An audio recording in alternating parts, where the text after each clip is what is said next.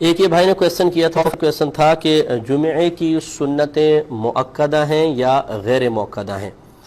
دیکھیں اس سلسلے میں اصول اچھی طرح یاد رکھیے گا کہ عصر سے پہلے کی 4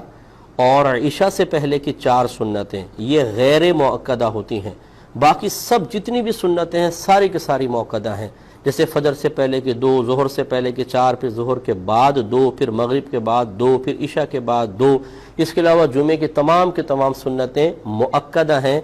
غیر مؤکدہ نہیں ہیں۔ اور ضمناً میں عرض کر دیتا ہوں کہ یہ کیوں جاننا ضروری ہے کہ یہ مؤکدہ ہیں غیر مؤکدہ ہیں، اس وجہ سے کہ سنن مؤکدہ اور غیر مؤکدہ کی ادائیگی میں تھوڑا سا فرق ہوتا ہے جبکہ وہ 4 رکعتی ہوں۔ مثلا 2 بنیادی فرق ہیں، سنت غیر مؤکدہ میں پہلی اور تیسری میں ثنا پڑھی جاتی ہے، جبکہ مؤکدہ میں صرف پہلی میں پڑھیں گے، تیسری میں نہیں۔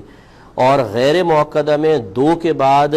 جب بیٹھیں گے تو التحیات کے بعد درود شریف پڑھنا سنت ہے،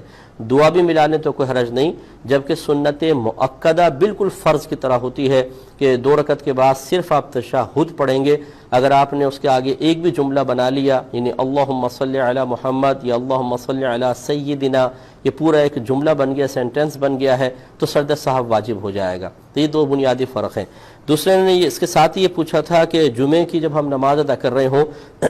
تو سنتوں میں جمعے کی نیت کریں گے یا ظہر کی نیت کریں گے؟ دیکھیں یہ بھی ایک عوامی غلطی ہے کہ جب آپ جمعہ پڑھ رہے ہوتے ہیں تو سارے رکعتیں جمعے کی ہیں، اب ظہر کا یہاں کوئی تعلق نہیں ہے،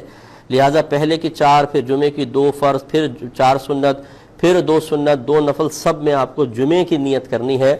ظہر کی نیت نہیں کرنی ہے۔